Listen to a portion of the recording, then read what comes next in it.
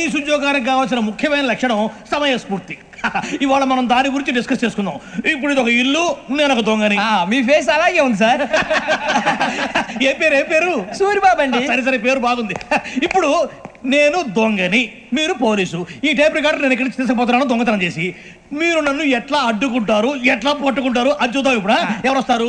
సూరిబాబు నువ్వు రావయ్యా, నీకు మంచి టైమింగ్ ఉంది. ఇందాక కూడా మంచి జోక్ వేసావు సార్. ఇప్పుడు నేను ఎవరు? అది ఇప్పుడు నేను పారిపోతున్నాను, నువ్వు పట్టుకోవాలి. రెడీ 1 2 3. ఆగండి, సిగ్గు లేదు? మీ ఇంట్లో మీరే దొంగతనం చేస్తారా? చెప్పు తీసుకొని కొడతా. నా ఇంట్లో నేనేం చేస్తే నీకెందుకురా? అడగడానికి నువ్వెవడివి? ఈ పోలీసులు మీరే కదా సార్ చెప్పారు. ఇది నా ఇల్లు అని చెప్పానండి. నేను కన్న వేసిన ఇల్లు.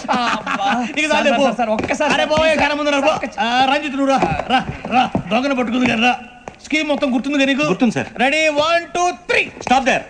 Under section 136 of IPC, stealing of a tape recorder is a crime and you can be punished up to 3 months of prison or a fine up to 5,000 rupees. నువ్వు ఏదో సొల్లు మొత్తం చెప్పేదాకా వాడు ఉంటాడండి. ఎప్పుడో పారిపోతాడు. ఈ సెక్షన్ బుక్స్లు చేస్తే వాడు దొంగతనానికి ఎందుకు వస్తాడు?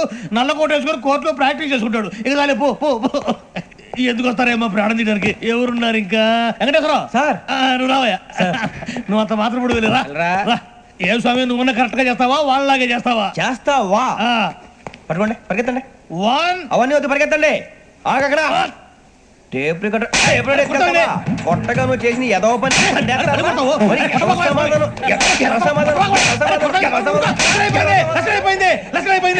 ఎలా ఉంది సార్? ఏంది నేను ఇప్పుడు చేసింది?